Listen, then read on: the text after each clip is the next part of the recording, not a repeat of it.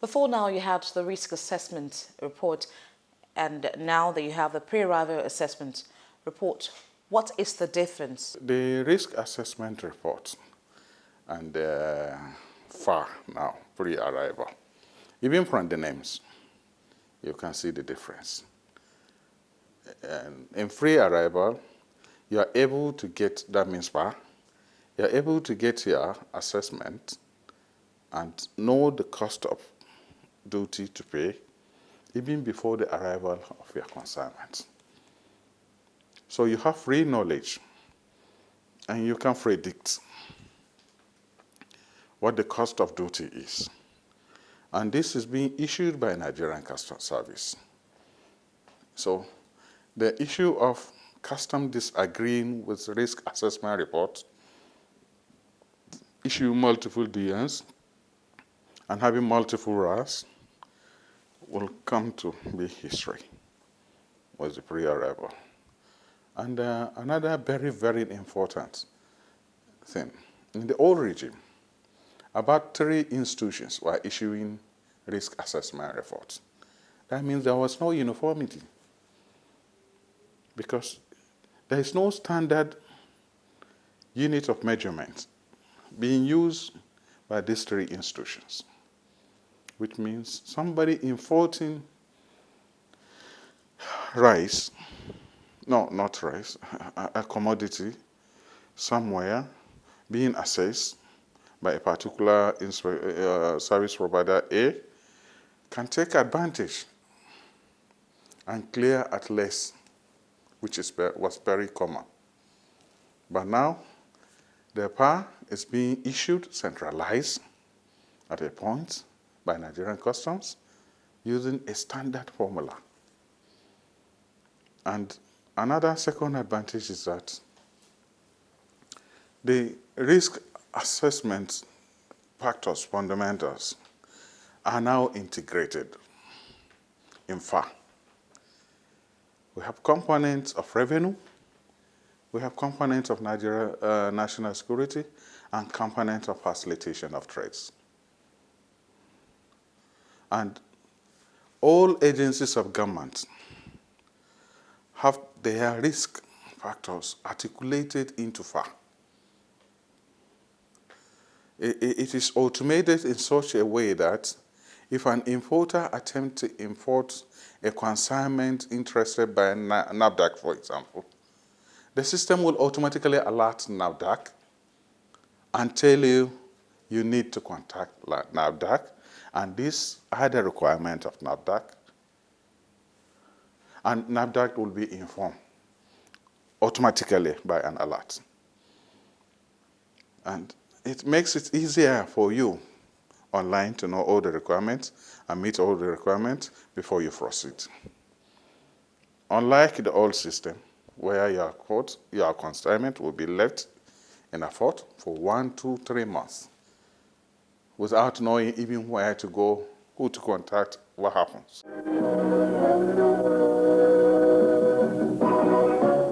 First of all, I'd like you to tell us what is the state of the insurance sector in Nigeria. The insurance sector is one of the financial services sector. Of course, you know that. The insurance sector in Nigeria is a sector that has a lot of opportunities. The insurance awareness is not much. The insurance depth is quite very thin. That's to say that the number of Nigerians that are adopting insurance as a mechanism for managing their risk is still very thin. So there's a huge opportunity for insurance growth. If you like, the insurance sector is the next growth area. The banking sector have reached their full circle. The capital markets, we have seen this up and down. The insurance market is the next opportunity destination, and we have quite a huge amount of opportunities in the insurance sector. As a regulator, what are you doing to bring in more Nigerians to participate in the insurance sector? As regulator, primarily our role is to regulate the insurance sector to ensure that there's discipline, to ensure there is growth. But NICOM as a regulator had deliberately chosen developmental approach to regulation, because we believe that unless the insurance industry is up and running, there will be little or nothing to regulate. So we have opted to spend more time, energy, and resources on developing the insurance sector. And this manifested in our project, a major project that is well known in the country, which we call MDRI, some 4 years ago. And the MDRI project focuses on exposing to Nigerians compulsory insurances. The most known insurance product in this country is the motor insurance. The most known insurance, the area of good interaction with the insurance industry is on motor insurance, because people believe that unless you have one form of insurance cover or the other, you stand the chance of being embarrassed or arrested by the police. So people are buying motor insurance, but they are not even buying it appropriately. People have resorted to buying from those who are not authorized to sell insurance companies, those who are hawking fake certificates. To that extent, Nigerians are aware of insurance. There are other areas that the law had made compulsory, which Nigerians are not aware of. For instance, the Pension Reform Act of 2004, which provided that every employer of labor having a minimum of 5 people must have group life cover. You know, and if you look at Nigerians that are in the informal sector, you find that even barbing salon and hairdressing salon, some of them employ up to 6 people. It means all these small businesses are supposed to take group life assurance, but they are not aware. So one of the plank that we are exposing to the Nigerian populace is this compulsory insurance, group life, as enshrined in Pension Reform Act of 2004. You also be amazed to know that every medical practitioner in this country are not supposed to practice without having professional negligence or professional indemnity insurance. Professional negligence will happen when somebody is wrongfully injected and it resulted into paralysis. If there is no insurance by that medical practitioner, either the nurse or the doctor, what happens to the victim? He becomes a destitute, he becomes a beggar. But the law made it compulsory under the NHIS Act, I think it's Section 9 of that Act, that every medical practitioner must have professional indemnity.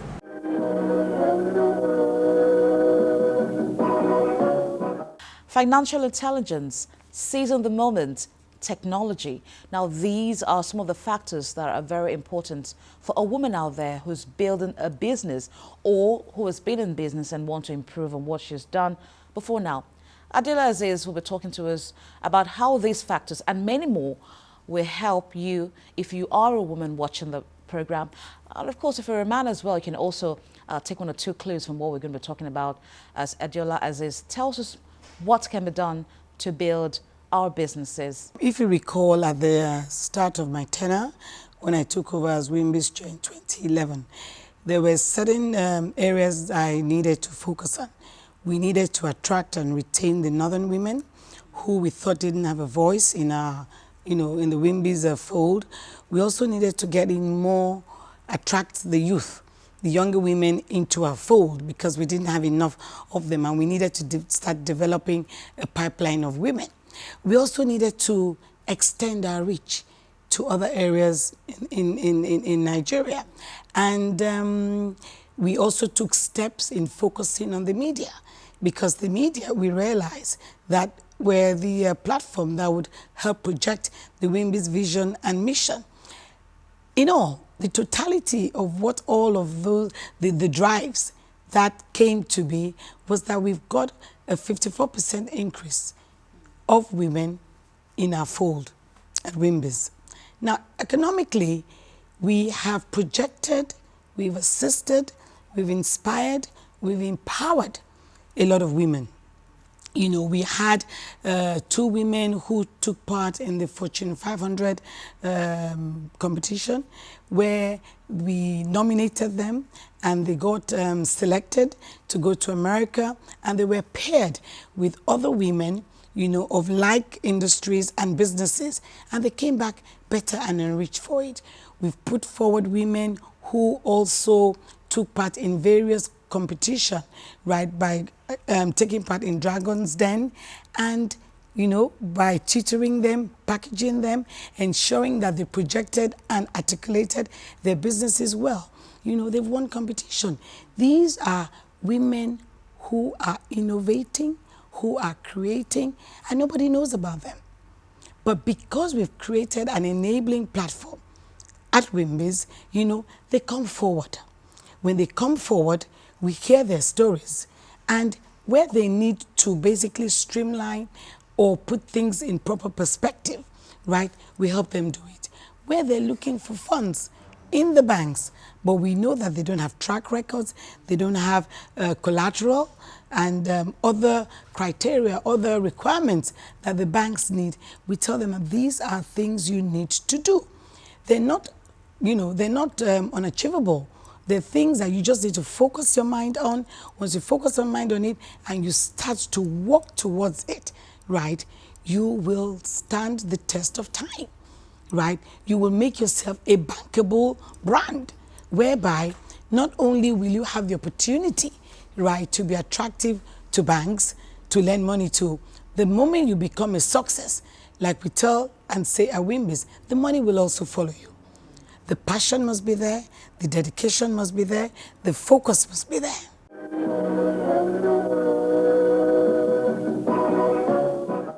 Just before we go, we'll bring you this report that takes a look at the preparation for Christmas.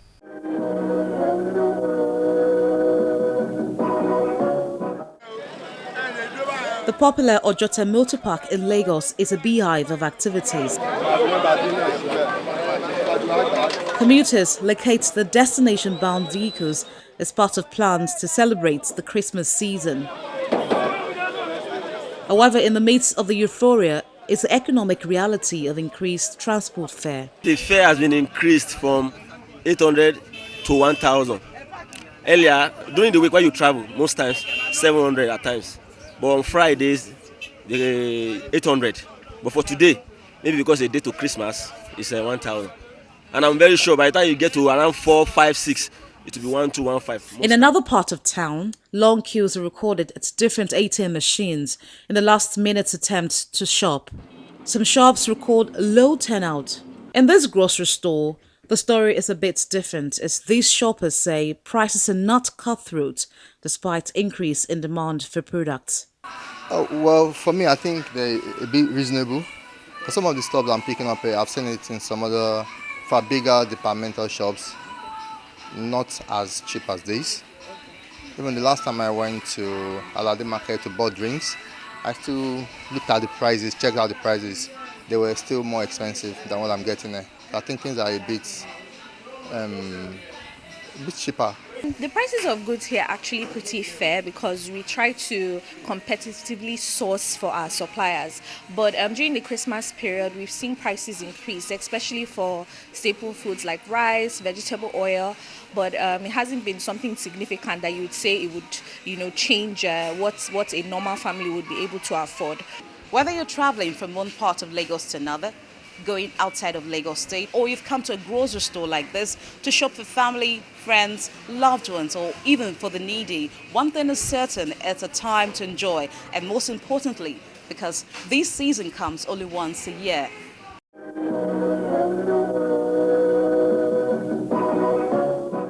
And that will be all for this week. We hope to bring your way other economic issues for 2013 next week. In the meantime, you can email us and share your thoughts with us on Twitter.